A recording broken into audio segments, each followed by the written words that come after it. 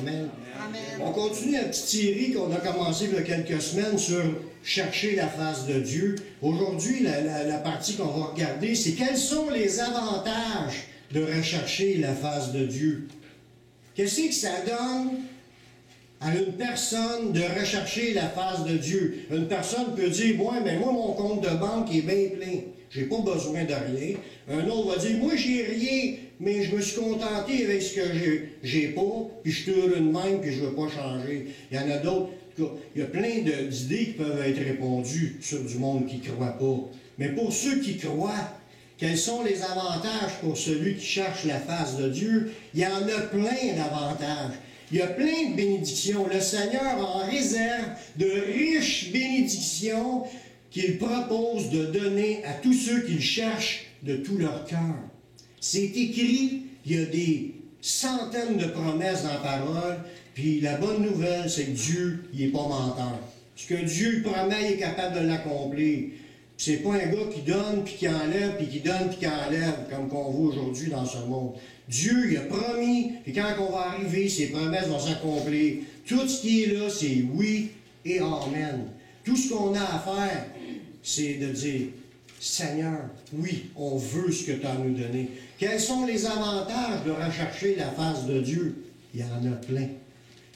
Comme un exemple, dans 2 Chroniques 16, le verset 9, « Car l'Éternel étend ses regards sur toute la terre, pour soutenir ceux qui ont le cœur tout entier à lui. » Dieu nous dit déjà qu'il a ses regards sur la terre, puis il cherche.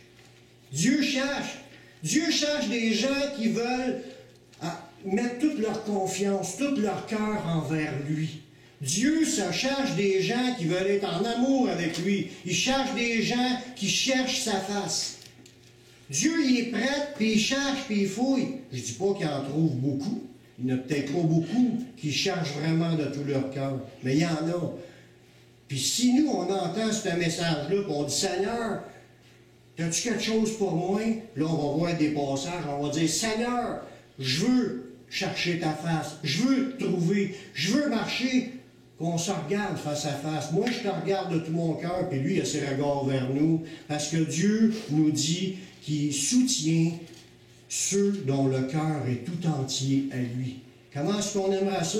Savoir et expérimenter le soutien de Dieu, que Dieu sera avec nous. On a des exemples de personnes comme ça dans l'Ancien Testament. Moïse marchait avec Dieu. Qu'est-ce qui s'est produit quand c'était le temps de sortir le peuple d'Israël? Les miracles, les signes, les prodiges, les 10 plaies d'Égypte, là, c'était puissant. Pourquoi? Parce que Dieu était avec lui. Le cœur de Moïse était vers Dieu, puis le cœur de Dieu était vers Moïse, puis Dieu guidait Moïse dans ce qu'il avait à faire. Tous les hommes de Dieu dans l'Ancien Testament, leur exemple de vie, c'était comme ça. Des gens qui cherchaient la face de Dieu, puis expérimentaient la présence de Dieu. Ça s'expérimente. Une relation avec notre épouse, ça s'expérimente. Tu peux l'avoir en théorie, avoir appris à l'école qu'il faut que tu aimes une personne, puis il faut que tu en prennes soin, tu pourvois, puis tu l'entoures, puis tu l'aides. Tu peux avoir tout appris théorie. Quand est-ce que tu vas vraiment goûter ce que c'est? C'est quand tu te maries. Puis là, tu l'as là, dans tes mains. Elle est à côté de toi. Là. Un l'autre, on s'aime, puis là, on développe quelque chose. Mais t'as beau avoir entendu parler. C'est super de rêver qu'on va se marier, qu'on va être heureux. Mais quand tu l'expérimentes, puis que tu es heureux, puis tu le vis, ça, c'est encore meilleur. Amen. On peut désirer à vouloir voir la main de Dieu, en théorie, c'est super. Mais quand que Dieu est avec toi, puis que Dieu exauce tes prières, puis Dieu t'accompagne, puis Dieu te guide, puis Dieu te montre le chemin, il se passe des affaires que tu vis, c'est extraordinaire. Merci Seigneur. Dieu cherche des personnes à bénir. C'est ça que ça dit, ce verset-là. Il cherche des gens sur la terre, il regarde avec son regard partout pour essayer de voir, y a-t-il quelqu'un qui me regarde? C'est ça que Dieu dit, là. Y a-t-il quelqu'un qui m'aime ici de sa planète? Y a-t-il quelqu'un qui veut être béni par moi? C'est ça qu'il nous dit. Dieu cherche quelqu'un qui a soif de Dieu, qui veut connaître Dieu, qui veut découvrir Dieu, qui veut marcher avec Dieu. C'est ça de rechercher la face de Dieu. Et Dieu se cherche des hommes. Dieu, il est à la recherche de personnes qui sont en amour avec lui. C'est ça que ça veut dire aussi. Est-ce qu'on est en amour avec lui? C'est ça qu'il faut développer, frères et sœurs. Qu'on ne soit pas juste, oui, je le sais, puis je vote pour Jésus. Oui, c'est correct, voter pour Jésus, mais la vie chrétienne, c'est plus qu'un vote pour lui. C'est une vie que tu as pour lui. C'est encore plus grand que ça. Tu décides de vivre pour lui. Tu as beau voter, oui, elle, cette femme-là est belle. Oui, je vote pour elle, elle est belle. Mais tu n'as pas encore eu rien tant que tu t'es pas marié avec et que tu vis avec. Ça se passe quand tu l'expérimentes, ça. Mais Dieu, c'est la même chose. Tu peux aller plus que juste voter pour lui. Tu peux vivre quelque chose. Puis Dieu se charge du monde pour vivre ces quelque chose-là. Il veut soutenir Dieu. Il veut soutenir ceux qui s'attachent à lui de tout leur cœur. Il y a une bénédiction que Dieu nous parle dans la parole, dans l'Ancien Testament, qu'un bénéficiaire de Dieu, là, ceux qui ont vraiment découvert Dieu, cette relation-là avec Dieu, il y a une bénédiction qu'on peut donner aux autres qui n'ont pas encore découvert Dieu. Vous savez, quand j'ai parlé de l'évangélisation, il dit, tu rentres dans une maison pour évangéliser, tu dis, le royaume de Dieu s'est approché de vous. La deuxième affaire, vous dites, Shalom, que la paix soit sur cette maison. Puis si je trouve un enfant de paix, la paix de Dieu va tomber sur lui. Ça, c'est une des bénédictions qu'on peut donner aux gens qui ne connaissent pas Dieu. Mais il y a une autre bénédiction qu'on va voir ce matin, puis ça a rapport avec le sujet du message de rechercher la face de Dieu. Ces gens-là ne connaissent pas Dieu, mais tout ce qu'on peut leur souhaiter, c'est qu'ils trouvent Dieu, qu'ils se mettent à le chercher, puis à le recevoir, puis à vivre les expériences. La phrase là, qui est comme une bénédiction qu'on peut prononcer, c'est dans Nombre 6, le verset 25. Il y a plusieurs bénédictions décrites dans l'Ancien Testament, dans ces passages-là, pour dire aux autres que l'Éternel te bénisse, qu'il te garde, qu'il ait son regard sur toi, et tout ça. Mais celui-là qu'on va voir dans Nombre 6, 25, il dit que l'Éternel fasse luire sa face sur toi et qu'il t'accorde sa grâce. Fait que nous, qu'on a reçu, qu'on goûte, qu'on expérimente, qu'on marche avec le Seigneur, on peut commencer à bénir ceux qui ne connaissent pas le Seigneur, puis leur souhaiter, comme dans le chant de Luc Gingras, laisse-moi te souhaiter Jésus. Ça sera le meilleur souhait que tu peux souhaiter pour les autres. Mais dans ce verset-là, ça dit que l'Éternel fasse luire sa face sur toi. Le message dit quels sont les avantages de rechercher la face de Dieu. Puis là, on pourra bénir les gens. Il dit que l'Éternel tourne sa face vers toi.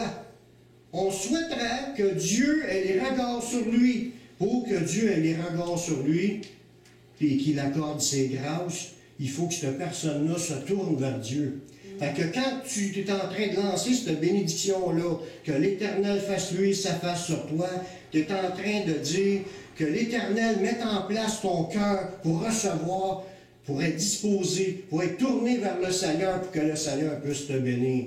Parce que Dieu ne bénit pas ceux qui marchent loin de sa face. Fait qu'on peut proclamer, dans le nom de Jésus, que l'Éternel fasse luire sa face sur toi et qu'il t'accorde ses grâces. Puis cette personne-là, Dieu peut la virer pour qu'elle se mette à chercher Dieu, puis là, Dieu va accomplir ta parole que tu viens de prononcer. C'est une bénédiction. Autant quand je vous dis que le Seigneur vous bénisse, quand on se salue, bien moi, je crois que Dieu va vous bénir.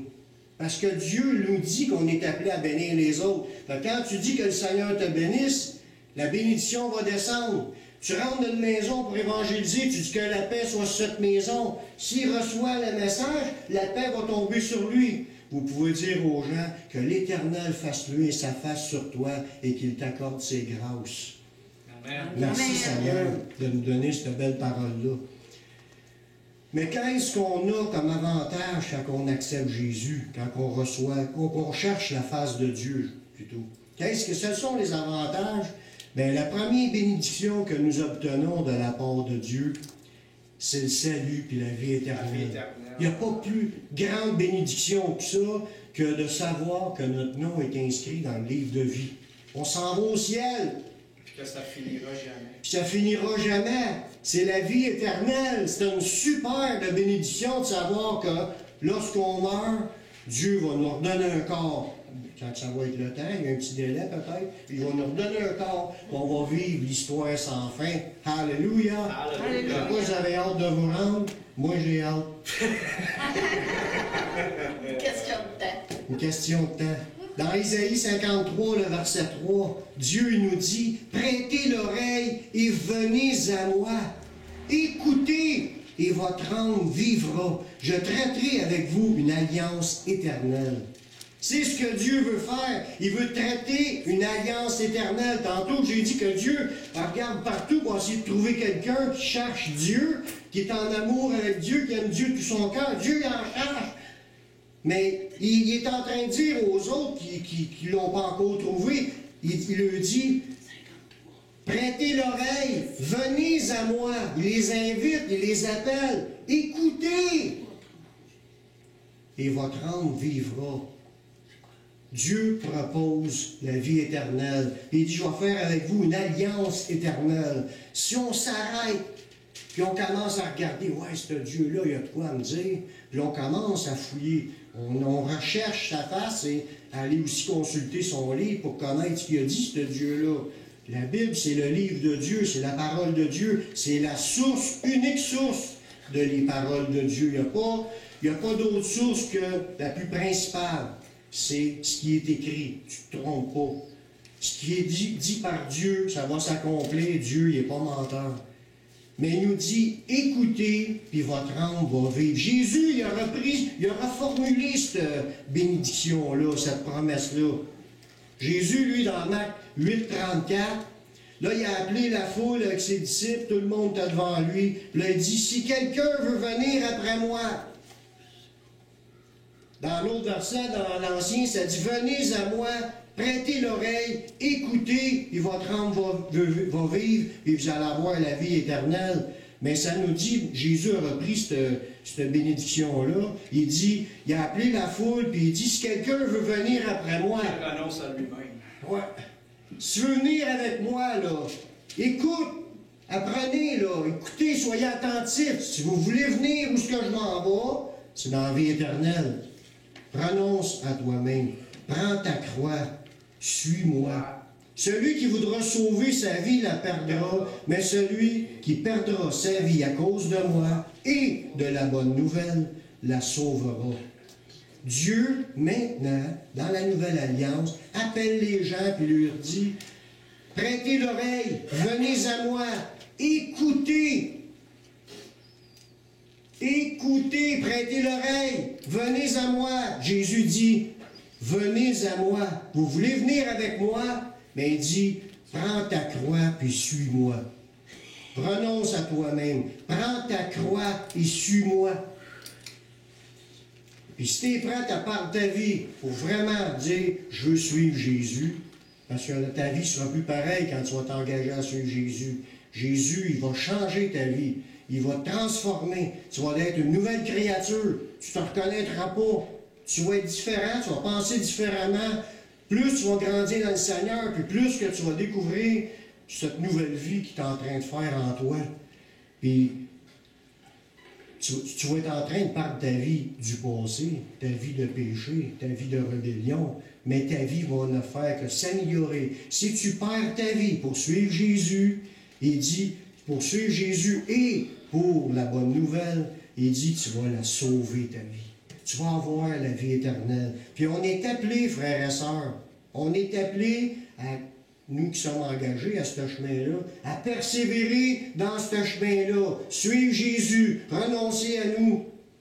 On veut davantage que Dieu soit glorifié dans nos vies. On cherche la face de Dieu, on veut que Dieu soit glorifié dans nos vies, dans ce qu'on fait, dans ce qu'on dit, dans ce qu'on agit dans ce monde. Dieu, des fois, il ne l'est pas, puis ça, il faut s'en repentir, mais Dieu l'est quand on marche par la foi, puis qu'on proclame sa parole, qu'on proclame le nom de Jésus, on confesse son nom, on le prie, on cherche sa face, on travaille sur nous-mêmes pour demander à Dieu de changer de ce qui n'est pas de Dieu dans nos vies. Mais Dieu, ça le glorifie, puis Dieu y intervient, puis Dieu nous bénit. Merci Seigneur. C'est une bénédiction, ça.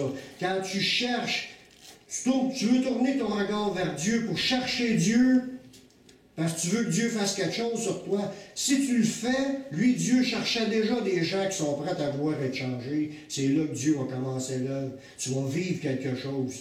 Mais il faut s'accrocher. Il faut persévérer.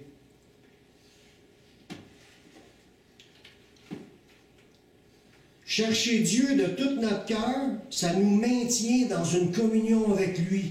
Quand tu as commencé cette relation avec lui, le fait de continuer à chercher sa face, parce que tu ne cherches pas sa face avant d'être chrétien, juste avant d'être chrétien, je veux dire, c'est qu'à un moment donné, tu acceptes Jésus, là, tu as cherché sa face, tu l'as découvert, tu lui donnes ta vie, tu t'engages à le suivre, tu es dans le chemin.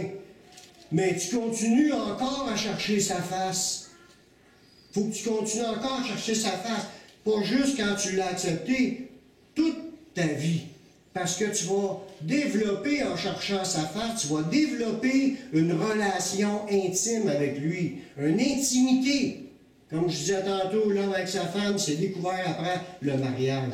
Mais avec Dieu, c'est la même chose. Avant que tu l'entends en théorie, mais au moment que tu lui donnes ta vie, là, tu viens de le découvrir. Tu es sauvé, tu as la vie éternelle, mais là, tu commences un nouveau chemin, puis là, dans ce chemin-là, tu commences à expérimenter la communion avec Dieu. De maintenir cette communion-là. Dans Jacques 4,8, ça dit « Approchez-vous de Dieu », ça parle à des chrétiens. La lettre est écrite pour les chrétiens dans la dispersion, les frères dans la dispersion. Ça dit « Approchez-vous de Dieu, puis il s'approchera de vous ». Fait que ça, c'est en permanence. Toute notre vie, nous devons nous approcher de Dieu. Et pour devenir de plus en plus proche de Dieu, des fois, il faut enlever des affaires dans notre vie. C'est des affaires qui font des blocages. C'est comme un mur qu'il y a devant nous. Puis des fois, plus qu'on s'endurcit, plus qu'on pêche, plus que le mur s'épaissit. Tu peux être chrétien, puis pas le vivre, le contact. Mais si tu restes dans le même, tu ne seras pas appelé un chrétien, ça ne sera pas long. Tu vas être appelé quelqu'un qui a perdu sa communion. Tu ne peux pas être chrétien sans la communion avec le Saint-Esprit. Tu ne peux pas dire « je suis Dieu, je le suis ». Pas que je le suis, c'est que je le suis. Tu es dans le chemin. Tu ne peux pas dire « je le suis » si tu n'es même pas en contact. Si tu as perdu le contact, tu ne le suis plus. Tu es perdu, tu es égaré. Il faut que tu reviennes dans le chemin. Il faut que tu retrouves le contact. Là, il faut que tu dises... Il dit dans ce passage-là, « Approchez-vous de Dieu, puis il s'approchera de vous. » Ça sous-entendait qu'il y avait comme un petit éloignement entre les deux, là. C'est pas une chose acquise d'être toujours en plein contact. Autant que Dieu a dit que je vais être avec vous tous les jours, puis qu'il a dit, je vais vous donner le Saint-Esprit, puis la promesse est pour jusque dans la vie éternelle, oui, mais c'est pas automatique, puis ça se fait pas tout seul. Il y a notre part là-dedans compte. Comment est-ce qu'on l'entretient? Tu as beau dire, « Hey, ma femme, à cette heure-là, est obligée de faire ce que je dis. Elle a besoin d'écouter. Faut pas que tu penses que ta femme est acquise puis que tu peux lui faire passer tous les mauvais quarts d'heure qui existent. Là. Tu sais, puis penser qu'elle va rester toujours à côté de toi. Elle m'a amené qu'à force de dire des bêtises, elle m'a amené à être tannée. On ne veut pas dire on mène à cela. On va dire ouch. Faut pas que ça arrive, ces affaires-là. Mais il faut que tu travailles ça pour essayer de le rapprochement. Tu peux être marié et être loin de ta femme. Oui. Puis même plus vivre dans la même maison. Oui, c'est ça. Ou de plus se parler puis de se bouder. Mais avec Dieu, c'est la même affaire. Puis c'est pas parce que Dieu nous boude. C'est nous qui avons pris des chemins qui fait qu'on s'éloigne. Puis là, il nous dit, rapprochez-vous. Mais quelle bénédiction je vais avoir si je cherche la face de Dieu? C'est que je vais pouvoir goûter en permanence une communion avec lui, d'être rempli de sa présence. Puis il va être avec moi. Le message des apôtres était dans le même but, de nous faire part de leur découverte. Les apôtres l'avaient découvert. Puis il nous invite à être en communion avec Dieu et avec eux. C'est ça que les apôtres nous ont donné comme message. Dans Jean 1:3, c'est ce que ça nous dit. Les apôtres qui parlent, l'apôtre Jean dit « Ce que nous avons vu, ce que nous avons entendu, nous vous l'annonçons. À vous aussi, afin que vous soyez en communion avec nous. » Or, notre communion est avec le Père et avec son Fils, Jésus-Christ. Fait que l'appel de Dieu, c'est que nous soyons en communion avec le Père et en communion avec les frères et sœurs. Puis tout ce qui nous a été écrit dans la parole de Dieu, c'est dans le but de nous annoncer ce qu'ils ont vu et qu'ils ont entendu. Ils ont vu Jésus, ils ont entendu Jésus. Puis là, Jésus, c'est l'ouverture pour la communion avec le Père et la communion avec les frères et sœurs. Ça, on est appelé à rentrer dans cette communion-là. C'est le chemin, la vie, la vérité. Oui. Puis ça, c'est une bénédiction qu'on reçoit quand on cherche la face de Dieu. Tu recherches la face de Dieu, tu vas chercher à t'approcher de Dieu. Dieu va s'approcher de toi. Là, tu vas être en communion avec le Père et le Fils et avec les frères et sœurs. Si on tolère des choses dans notre vie qui ne sont pas de Dieu, puis qu'on se refroidit dans notre communion avec Dieu, puis on s'éloigne parce que des péchés, puis toutes sortes d'affaires non confessées, de la rébellion peut-être, ou des convoitises qui embarquent, on embarque dans le piège du diable, mais là on s'éloigne de Dieu. Notre communion n'est plus pareille avec Dieu, mais plus pareille non plus avec les frères et sœurs. On va aller à l'église du reculon, puis on a peur d'être jugé parce qu'on se sent coupable. On ne se sent pas dans la paix de Dieu. C'est pour ça que quand on est dans cet état-là, qu'on ne se sent pas en communion avec les frères et sœurs, mais il faut regarder c'est où le problème. Est-ce que je suis en plein contact avec Dieu? Puis si je ne le suis plus, il faut que je retrouve ça, il faut que je m'approche de Dieu, il faut que je cherche la face de Dieu, je m'approche de Dieu, puis lui va s'approcher de moi. La communion va se rétablir, et là on va être en communion avec les frères et sœurs, par le Saint-Esprit. C'est une bénédiction qu'on reçoit quand on cherche la face de Dieu. Là, on peut dire Amen. Amen, gloire à Dieu. Si nous avons soif de Dieu, notre être intérieur en sera désaltéré. Il y a une bénédiction qui se passe en dedans de nous quand on est en pleine communion avec Dieu. Ça nous dit, c'est Jésus qui parle, dans Jean 4, 14. Celui qui boira de l'eau que je lui donnerai n'aurait jamais soif. Et l'eau que je lui donnerai deviendra en lui une source d'eau qui jaillira jusque dans la vie éternelle. Fait que, voulez-vous être abreuvé de cette source d'eau? Toujours. Amen, gloire à Dieu. Allez, topper. Et celui qui boira de l'eau que je lui donnerai, ça veut dire que Dieu il se propose de déverser quelque chose en nous. C'est pas de l'eau physique. Celle-là, tu as toujours soif quand tu en bois, cette eau. Mais quand tu as connu la communion avec l'Esprit Saint, c'est ce que Dieu se propose de déverser. Là. Il veut non seulement désaltérer notre âme intérieure, mais il veut même nous utiliser pour que ça arrose les autres. Merci Seigneur. Ça veut dire que si tu cherches la communion avec Dieu, tu cherches la face de Dieu, tu vas vivre des affaires intenses, que ton âme va être désaltéré, tu vas être abreuvé de quelque chose que tu n'auras plus jamais soif. Puis tant que tu demeures là-dedans, tu te sens à la bonne place, tu te sens connecté, tu te sens en paix, tu te sens dans la joie, tu es heureux. T'as beau que l'extérieur soit tout cassé, que tu sois dans la rue, plus d'argent, plus rien. Mais ce que tu as à l'intérieur, tu le gardes précieusement, il n'y a personne qui peut te l'enlever. C'est la communion avec Dieu. Ça, il faut développer ça. Puis là, quand tu vas le vivre, tu vas être désaltéré. Tu n'auras plus jamais soif. Puis si nous cherchons Dieu, la maintenir à chercher Dieu dans notre vie, parce que, comme je l'ai dit, c'est pour toute notre vie qu'il faut le chercher. On va être encore plus que désaltéré. Dieu va nous utiliser pour arroser les autres.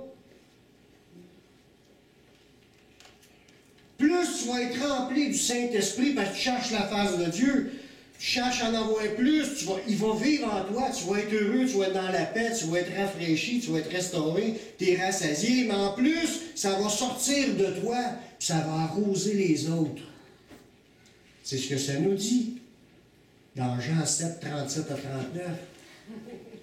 Le dernier jour de la fête, Jésus, se tenant debout, s'écria, « Si quelqu'un a soif, qu'il vienne à moi et qu'il boive. » Ça veut dire que Jésus ne l'a pas annoncé qu'une fois, ce passage-là.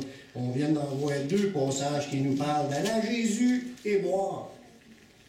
Celui qui croit en moi, des fleuves d'eau vive couleront de son sein, comme dit l'Écriture. Et dit cela de l'Esprit que devaient recevoir ceux qui croiraient en lui.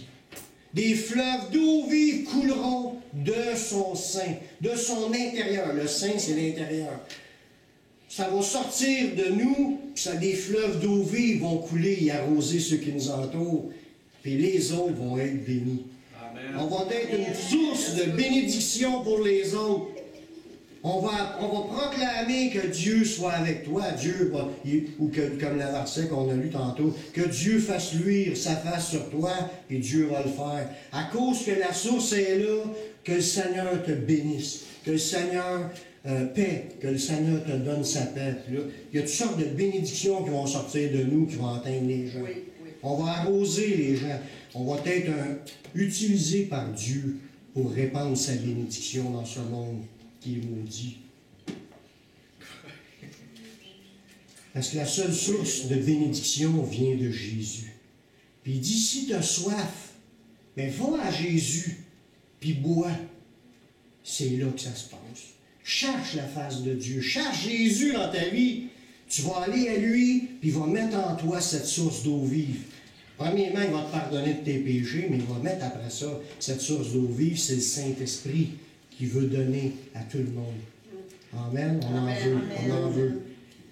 L'approche de Dieu nous remplit de sa présence, puis nous serons en mesure de nous édifier et capables d'offrir un culte agréable à Dieu. Sans le Saint-Esprit, on ne peut pas plaire à Dieu. Sans être rempli du Saint-Esprit, tu ne peux pas plaire à Dieu. Si tu marches selon la chair, tu ne peux pas plaire à Dieu. Or, ceux qui marchent selon la chair ne peuvent plaire à Dieu. C'est écrit. Tu peux être chrétien puis marcher selon la chair. Il faut que tu apprennes à marcher selon l'Esprit. Puis marcher dans l'Esprit, mais il faut que tu sois les regards à chercher la face de Dieu. Si tu cherches la face de Dieu, tu vas en être rempli de sa présence, parce que Dieu il cherchait quelqu'un qui l'aime de tout son cœur, parce qu'il veut le soutenir, il veut le bénir, il veut l'accompagner. Dans 1 Pierre 2, le verset 4 à 5, ça nous dit encore, « Approchez-vous de lui » Dieu, Jésus, approchez-vous de lui, c'est le Créateur, puis il veut nous abreuver. Approchez-vous de lui, pierre vivante, en parlant des chrétiens, rejetés par les hommes. Pourtant, il parle à des chrétiens, là, mais il dit aux chrétiens, approchez-vous de lui. C'est pas, là, j'en ai pas mal, Seigneur, j'en ai assez. Non, approche-toi encore plus de lui. Cherche encore plus sa face. Mais vous êtes des pierres vivantes rejetées par les hommes, mais choisies et précieuses devant Dieu. Dieu, il trouve qu'on est des pierres précieuses. C'est quoi ça, des pierres précieuses? Des diamants. Des diamants, des rubis, des émeraudes, des saphirs. On est des pierres précieuses. Pour Dieu, là, il regarde la planète, il n'y a rien d'autre d'important sur la planète que ceux qui se sont donnés à lui. C'est nous qui sommes sa richesse, sa bénédiction. Ce qu'il trouve le plus beau de sa planète, c'est pas les chats et les chiens. C'est pas les humains qui sont rebelles puis méchants. C'est ceux qui cherchent Dieu de tout leur cœur. C'est des pierres rejetées par les hommes, mais Dieu, lui, voit ça comme des pierres précieuses. C'est des pierres choisies par lui, puis c'est ça qu'il va avoir. Là, il dit, approchez-vous de Dieu. Là, ça dit, vous-même, comme des pierres vivantes, édifiez-vous pour former une maison spirituelle, un saint sacerdoce, afin d'offrir des victimes spirituelles agréables à Dieu par Jésus-Christ. Ça veut dire que si on se met ensemble, on est connecté, comme on disait tantôt, rempli du Saint-Esprit, en communion avec Dieu, tu es en communion avec les frères et sœurs. Là, on est capable de s'édifier pour être une habitation de Dieu en esprit, où ce que la présence de Dieu va régner dans l'Église. Puis là, ça nous dit dans ce passage-là, que là, on va être capable d'offrir à Dieu des victimes spirituelles qui sont agréables. On va être capable, les victimes spirituelles, c'est un sacrifice. d'offrir une vache ou un taureau ou un agneau, mais spirituellement parlant, c'est nos louanges, notre adoration, notre culte, nos célébrations, tout ce qu'on fait, on l'offre à Dieu, puis Dieu va trouver ça agréable. Pourquoi qu'il va trouver ça agréable? Parce qu'on est tous remplis, on est tous en communion avec lui et les uns avec les autres. On devient une habitation de Dieu en esprit. L'Église est une habitation de Dieu en esprit lorsqu'elle est connectée avec Dieu. Tous le corps de Christ. Il faut que tout le corps de Christ apprenne à avoir soif de Dieu puis de s'approcher encore plus de lui. Amen. Amen.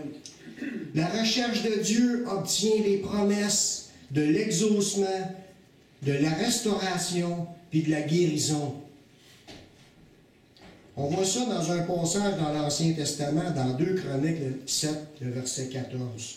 Ça parle au peuple de Dieu, ce verset-là. Ça ne parle pas aux gens du monde. Des fois, tu devrais mettre ça en pratique. Commençons par le mettre en pratique nous autres mêmes.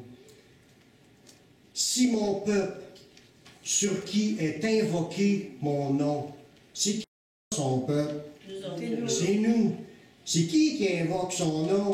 C'est nous. Fait que ce verset-là, c'est pour nous. Ceux qui l'ont déjà découvert. Si mon peuple, sur qui est invoqué mon nom, s'humilie. S'humilie. Savez-vous ce que ça veut dire, s'humilier? Ça te donne au complet. Tu donnes, mais s'humilier dans le sens du mot, c'est de se considérer qu'on n'est rien. On est capable de se mettre à genoux devant Dieu. Les orgueilleux, c'est hautain, c'est le contraire. Ils s'élèvent, ils cherchent à s'élever. Ceux qui cherchent à s'humilier, ils cherchent à ne pas se penser meilleurs que les autres. Donner toute la place à Yeshua. Tu laisses la place à Dieu, puis même vis-à-vis les autres aussi, entre les gens qui nous entourent, qu'on n'ait pas une trop haute estime de nous-mêmes, puis on considère les autres comme étant plus grands que nous-mêmes. C'est ce que ça dit. Fait que s'humilier, c'est on ne se pense pas meilleur. Si mon peuple s'humilie, prie et cherche ma face. J'ai dit tantôt, tu es chrétien, tu as accepté Jésus, tu as cherché sa face pour le découvrir, pour le salut, mais après ça, il y a plein de versets qui disent continue à t'approcher de Dieu, continue à chercher sa face. Là, on parle de son peuple qui s'humilie, il prie et qui cherche sa face. Il faut continuer à chercher la face de Dieu. Et, un autre point, qu'il se détourne de ses mauvaises voies. Ça veut dire que tu vas t'humilier, tu vas prier, puis tu vas chercher à voir plus de la présence de Dieu dans ta vie. Tu cherches ta face, mais en même temps, tu ôtes les péchés dans ta vie. Parce que ça l'empêche de nous remplir, ça l'empêche de nous bénir. Si on fait ça, il y a une super promesse. Ça dit, je l'exaucerai des cieux. Dieu va nous exaucer. Fait que tu as une promesse d'exaucement. Il dit, je lui pardonnerai son péché. Tu as une promesse de pardon. Et je guérirai son pays. Tu as une promesse de restauration. Pas juste pour toi. Parce que par tout ce que tu vas passer, tu vas être une source. Et la bénédiction va s'étendre dans ton pays. À cause qu'on est rempli du béni. Qui bénit, c'est Dieu. Mais il faut enlever tout ce qui nuit. Il ne faut pas se penser meilleur. Il ne faut pas penser qu'on a assez prié. Il ne faut pas penser qu'on est assez proche de Dieu. J'y ai parlé 5 minutes en me levant le matin. Que ma vie spirituelle est comblée. Puis je suis encore dans le péché dans la journée. Je blasphème, puis je vole, puis je mens, puis je convoite, puis je pêche de toutes les manières. Avec mes yeux, avec mes pensées. Chercher la face de Dieu, il faut que tu t'éloignes aussi du péché. Fait que Dieu cherche des gens qui le cherchent de tout leur cœur, puis là, tu as une super promesse d'exaucement, de restauration, puis de guérison. Dieu veut agir à travers de nous, mais il faut rentrer dans ce moule-là. Pour ceux qui cherchent la face de Dieu, Jésus a promis qu'il renouvellera nos forces. Il va faire de quoi dans notre corps et dans notre âme? En Matthieu 11, 28, ça dit, Jésus qui parle, « Venez à moi! » Jésus qui dit ça, « Venez à moi, vous tous qui êtes fatigués et chargés, je vous donnerai du repos.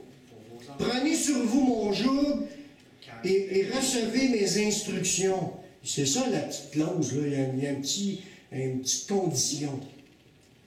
Faut que tu y ailles à lui, mais aller à Jésus, c'est pas suffisant. Parce qu'il y en a plusieurs qui ont été à Jésus. Tu les vois pas. Ils sont rendus. Ils ont resté dans leur vie. Ils ont été à Jésus, ils ont voté pour Jésus, mais ils ne sont pas là. Jésus dit, prends mon joug, puis reçois mes instructions. Pour marcher avec le Seigneur, puis marcher en sa parole. Là, il dit, je suis doux et humble de cœur, puis vous trouverez du repos pour vos âmes. Car mon joug est doux et mon fardeau est léger. Quand tu t'engages à suivre Jésus, tu décides de changer de vie, là, tu te mets à dire, Seigneur, c'est quoi ta parole? C'est quoi tu m'enseignes dans ta parole? Quel mode de vie? Ou qu'est-ce qui te déplaît dans ma vie? Puis le Seigneur va t'en montrer des affaires. Il va te montrer des affaires pour que tu dises, Seigneur, il faut que j'en... C'est clair. Là, tu vas dire, ouch, ou je ne suis pas prête, ou je ne veux pas lâcher. Mais Jésus a dit, tout serment qui est une branche de vigne, qui est en moi, et qui porte du fruit, il l'émonde afin qu'il porte encore plus de fruits. Émonder, ça veut dire couper les branches inutiles.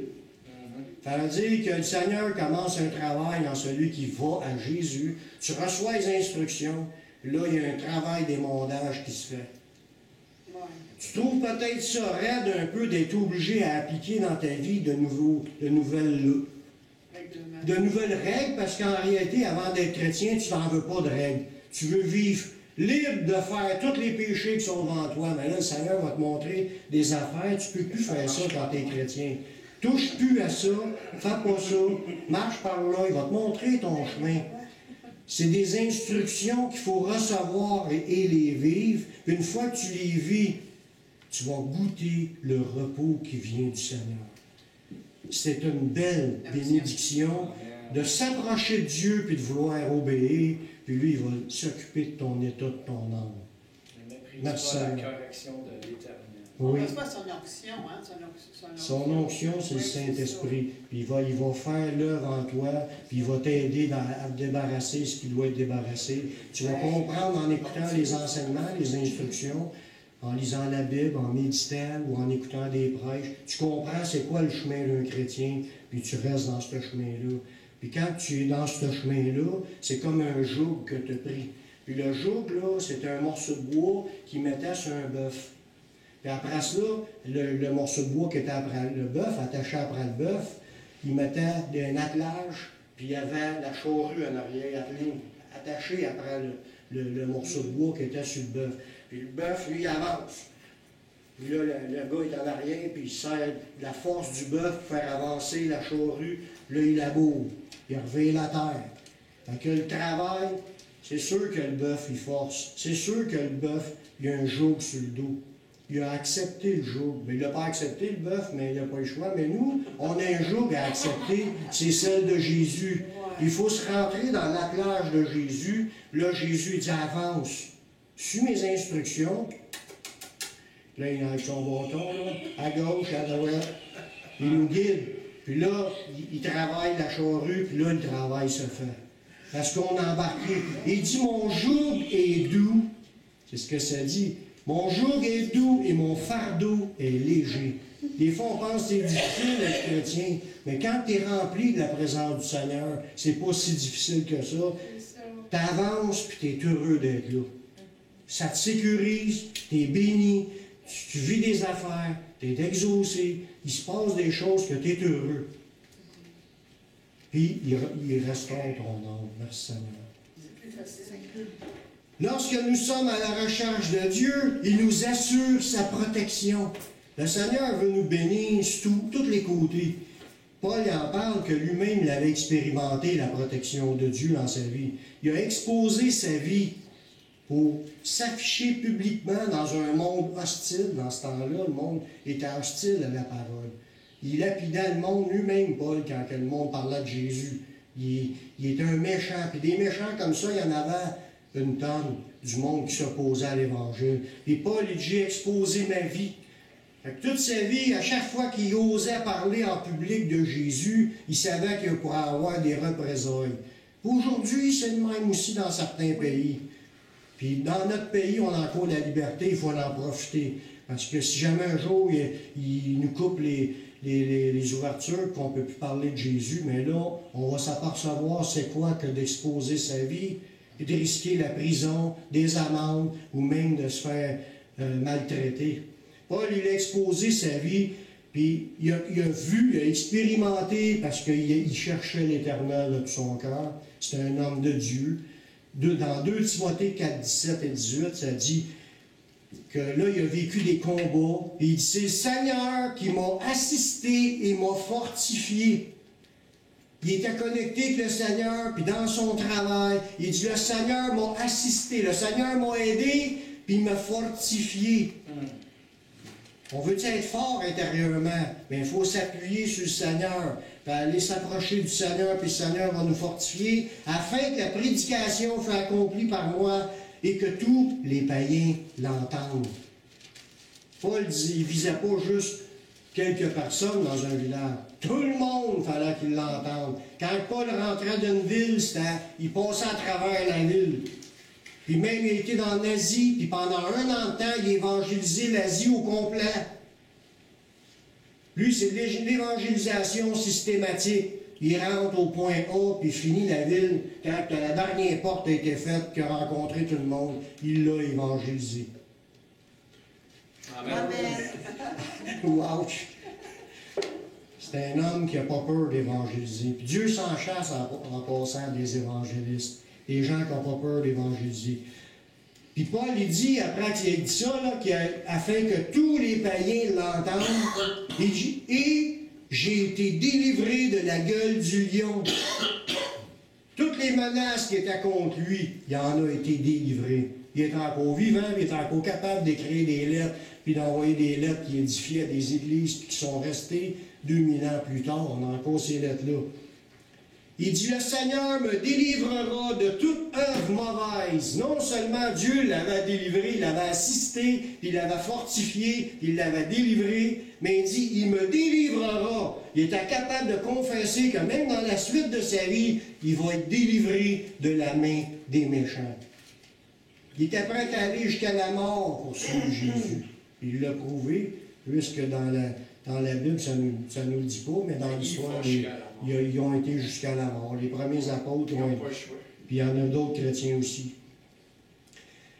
Puis il me délivrera de toute œuvre mauvaise. Il me sauvera pour me faire entrer dans son royaume céleste. À lui soit la gloire au siècle des siècles. Amen. Cherche la face de Dieu. Dieu, il va être avec toi. Il va t'assister. Il va te fortifier. Il va te délivrer. Puis on peut le confesser quand le monde vient. Tu peux venir à moi avec tes insultes, tes injures, mais moi je viens dans le nom de l'Éternel. Puis là, Jésus il nous dit de ne pas craindre ceux qui peuvent tuer le corps, mais après ils ne peuvent rien faire, mais de craindre plutôt celui qui peut faire périr l'homme et le corps dans la géhenne. C'est lui qu'on doit craindre. Fait que marchons, frères et sœurs, laissons-nous pas intimider, avançons par la foi. On est remplis du Seigneur. Marchons par la foi, n'ayons pas de crainte. Dieu est avec nous. Il ne peut pas nous arriver rien de ce que Dieu ne permet pas. Fait que Paul il a été lapidé, il a été mis en prison, il a fait des naufrages. J'énumère toutes ces mauvaises passes, mais il a passé à travers toutes ces mauvaises passes. Parce que Dieu était avec lui, il n'a pas abandonné la foi, puis il garde le cap vers la vie éternelle. Ceux qui cherchent la face de Dieu peuvent recevoir de grandes révélations, même des choses cachées. On voit ça dans Jérémie 33, le verset 3. Ça nous dit, « Invoque-moi, puis je te répondrai, que dit Dieu. » Tu cherches Dieu, puis tu l'invoques, puis tu demandes quelque chose. Dieu dit, « Invoque-moi, je te répondrai, je t'annoncerai de grandes choses. » Des choses cachées que tu ne connais pas. On veut-tu vivre des révélations de Dieu? Parole de connaissance, parole de sagesse, des prophéties, le discernement des esprits. Sa connaissance. C'est des dons que Dieu donne. Et si on l'invoque, on lui demande, comme qu'on a vu dans Jacques, quelqu'un d'entre vous manque de sagesse, qui la demande à Dieu, qui donne à tous, simplement et sans reproche, elle nous sera accordée. Fait que ce soit la sagesse, que ce soit les dons spirituels, que ce soit des choses cachées, Tu veux savoir quelque chose? Demande-le à Dieu. Cherche Dieu, Dieu va te le donner. Ceux qui cherchent la face de Dieu démontrent qu'ils font de l'Éternel leur délice. C'est ce que ça nous dit dans le psaume 37, verset 4-5.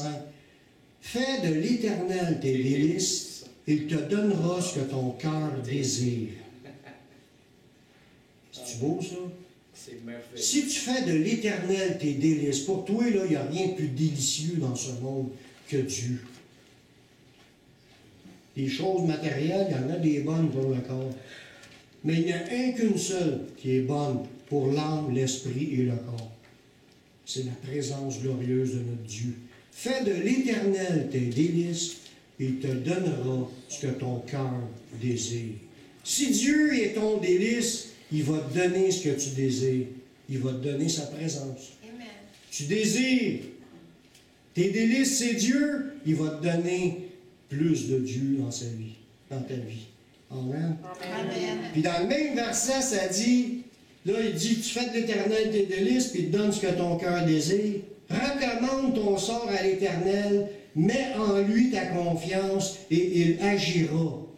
Ça veut dire que toi, tu trouves Dieu qui est délicieux, mais il va te remplir de ce que tu trouves délicieux. Puis là, il dit, tu vas recommander ton sort à l'Éternel. Tu vas dire, Seigneur, j'ai tel problème dans ma vie. Mais il dit, il va agir. Merci, Seigneur. Tu vas savoir des plus belles promesses que ça. Puis c'est confirmé par l'apôtre Pierre dans 1 Pierre 3,12 qui dit « Les yeux du Seigneur sont sur les justes et ses oreilles sont attentives à leurs prières. Mais la face du Seigneur est contre ceux qui font le mal. » On cherche Dieu, on cherche la face de Dieu. La face du Seigneur est contre ceux qui font le mal. Ceux qui font le mal, ils ne trouveront pas la face du Seigneur. Il faut que tu veuilles changer pour que là, la bénédiction commence à rentrer dans ta vie. Ça prend un chrétien commencer à prophétiser et à te parler de Jésus. Pour répandre la bénédiction, comme on a vu tantôt, on pouvait bénir les gens pour que Dieu se révèle à cette personne-là. Le dernier verset, nous sommes tous appelés à nous approcher de Dieu. C'est pas juste pour quelques personnes. C'est sûr qu'on se dit, oui, il y a beaucoup d'appelés, mais peu d'élus. Puis là, on se dit, ben moi, j'ose pas y aller parce qu'il y a un peu d'élus. On ne fera pas comme les témoins de Jéhovah qui disent qu'il y a juste 144 000 qui rentrent au ciel. C'est un mensonge. Il va y en avoir une multitude innombrable qu'on ne peut calculer de toute tribu, de tout peuple, de toute langue, de toute nation qui se tiennent devant le trône. Ils sont dans la présence de Dieu, ils ne sont pas sur la nouvelle terre. Puis c'est pas vrai qu'il n'y en ait qu'un petit groupe de 144 000. Il va y en avoir une multitude. Fait que pensons pas que vu qu'il y en a peu d'élus, que vous n'avez aucune chance d'entrer. Tout le monde est appelé à rentrer. Dieu veut qu'aucun périsse. Si une personne a été appelée et qu'elle n'est pas devenue élue, c'est pas parce que Dieu ne voulait pas l'élire. C'est la personne qui n'a pas écouté les instructions de Dieu puis rentré dans l'obéissance de son plan. C'est pas à cause de Dieu, Dieu voulait l'avoir avec lui. Mais il fallait que la personne se repente, qu'elle reçoive Jésus-Christ, qu'elle prenne le joug de Jésus, puis elle marche avec le Seigneur. Si elle ne veut pas rentrer dans ce chemin-là, Jésus dit, quiconque veut venir après moi, il faut qu'il renonce à lui-même, qu'il se charge de sa croix et qu'il me suive. Celui qui voudra conserver sa vie la perdra. Mais celui qui perdra sa vie à cause de moi la retrouvera pour la vie éternelle. Alléluia. Gloire à Dieu. Fait que nous sommes tous appelés à nous approcher de Dieu puis à être secourus dans nos besoins. On a vu plein de bénédictions de secours que Dieu veut nous offrir. Puis dans Hébreux 4,16, ça nous dit « Approchons-nous donc avec assurance. » On peut s'approcher et chercher la face de Dieu avec assurance. Vous n'allez pas avoir de crainte. Ce Dieu-là aime pardonner. Fait que si tu te sens tout croche, demande-y pardon, puis il va te pardonner. Il renouvelle son pardon à chaque jour. On a juste à lui demander, à continuer à se rallier. Puis on se sent peut-être loin aujourd'hui, mais après-midi, je vais être rempli du Saint-Esprit. Amen. Vous pouvez l'être aussi facilement que ça. Son pardon n'est que tu lui demandes pardon, puis tu lui demandes, puis après ça, tu lui demandes de te restaurer, puis tu vas être restauré. L'ennemi peut te mettre des doutes, tu les chasses dans le nom de Jésus parce que tu crois au pardon de Dieu.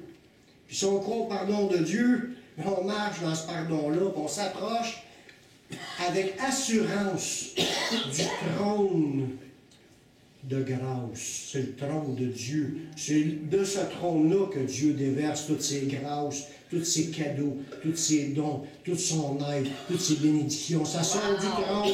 Là, je peux m'approcher de Dieu avec assurance. Puis, je peux avoir confiance que ce Dieu-là, il est prêt à me pardonner, puis il est prêt à me remplir, puis à me bénir, puis à m'amener dans sa présence. Ça nous dit, approchons-nous avec assurance du trône de la grâce afin d'obtenir miséricorde. Premièrement, il faut que tu obtiennes ton pardon. Et de trouver grâce pour être secouru dans nos besoins. Nous sommes tous appelés. Approchons-nous donc avec assurance. Tout le monde doit se dire ça. Je vais m'approcher de Dieu avec confiance. Dieu il m'aime, puis Dieu veut me pardonner. En plus, je vais trouver grâce pour être secouru dans mon besoin. Gloire à Dieu. Vous avez des besoins? Vous venez de savoir comment faire pour vous en sortir. Il faut se tourner vers le Seigneur et de croire que Dieu il nous appelle et nous tend les bras. C'est encore le temps de la grâce, là. On est à l'an de grâce 2015 après Jésus-Christ. Ils ont peut-être trompé de 5 ans comptant, mais c'est pas grave. On est à l'an 2015. Le temps de la grâce est encore ouvert, puis Dieu nous appelle à venir. Puis combien de versets je vous ai lus qui disaient de s'approcher, de continuer à chercher. Faut y aller, frères et sœurs. On a un petit effort à faire. Une petite humiliation, des prières, enlever le péché dans nos vies. Chercher la face de Dieu, c'est ça. Mais quand tu le fais, tu vas être béni. Là, je parle à ceux qui n'ont pas encore reçu Jésus comme leur sauveur personnel. Vous voulez faire partie de ceux qui vont vivre la vie éternelle, puis vous avez raison de le vouloir. Mais je vous le dis, il y a juste Jésus qui est la porte. Je vous invite à faire une prière pour recevoir le Seigneur. Pour le recevoir, pour que vous passiez premièrement pour obtenir miséricorde, pour être pardonné de vos péchés, puis ensuite, il va vous donner les bénédictions qui sont écrites dans ces versets-là qu'on vient de lire. Faites cette prière avec moi. Père, je reconnais que je suis un pécheur, que je suis perdu. Mais je sais que Jésus-Christ est mort sur la croix. Il a versé son sang pour que je puisse être pardonné. J'accepte Jésus comme mon sauveur, comme mon Seigneur. Prends ma vie, je la donne. Je veux te suivre, je veux te servir tous les jours de ma vie. Donne-moi ton Saint-Esprit pour qu'il me conduise dans la voie de la vie éternelle. Amen. Si quelqu'un a fait cette prière-là, sache que Dieu t'a entendu, puis Dieu pardonne tous tes péchés. Et si tu es quelqu'un qui avait déjà le Seigneur, mais que tu vis des problèmes, tu as des difficultés, tu as des combats, tu as toutes sortes de choses difficiles dans ta vie, mais Dieu tend les bras et dit, approche-toi de moi. C'est Dieu qui parle. Approche-toi de moi. Cherche ma face. Rejette le péché de ta vie, puis laisse-moi entrer dans ta vie. Si on cherche la face de Dieu, en persévérant dans cette recherche, Dieu va accomplir fidèlement tout ce qu'il nous a enseigné ici. J'encourage à le faire, dans le nom de Jésus. Amen. Amen.